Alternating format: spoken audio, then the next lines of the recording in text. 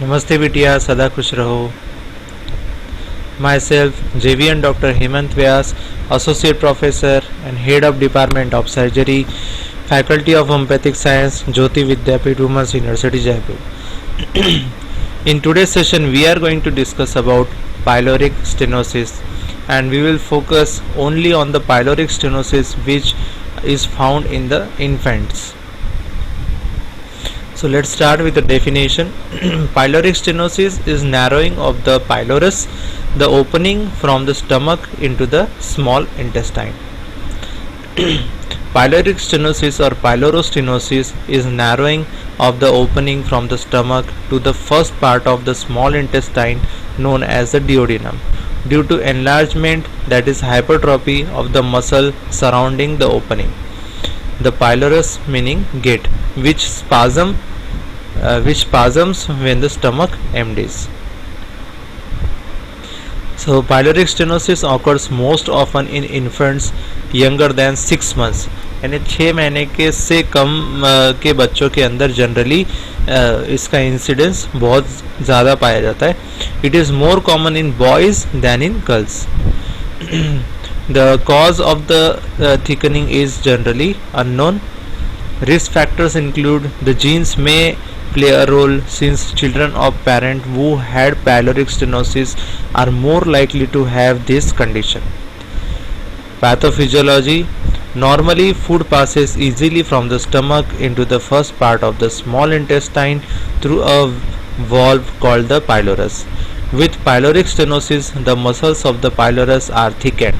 This prevents the stomach from emptying into the small intestine. Pathophysiology. The gastric outlet obstruction due to the hypertrophic pylorus impairs emptying of the gastric content into the duodenum.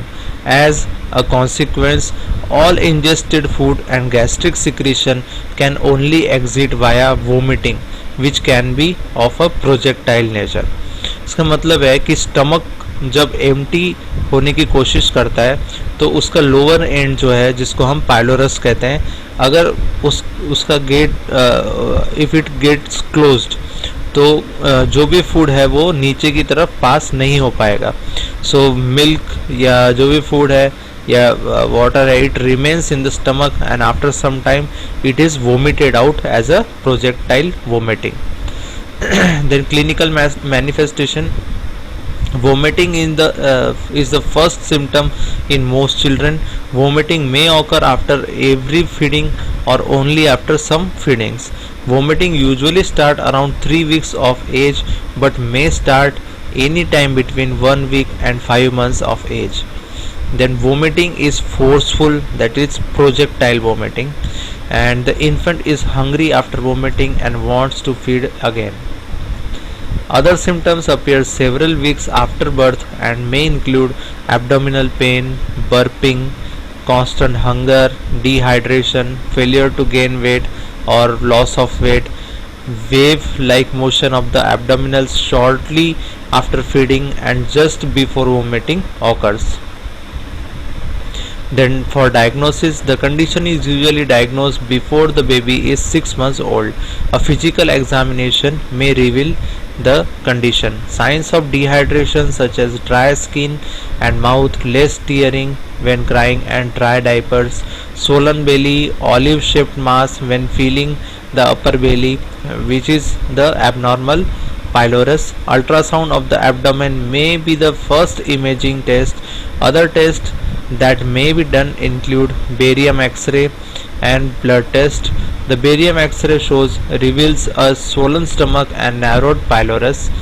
Blood test often reveals an electrolyte imbalance.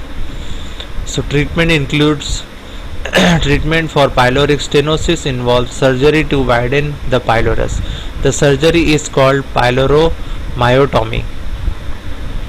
If putting the infant to sleep for surgery is not safe, a device called endoscope with a tiny balloon at the end is used.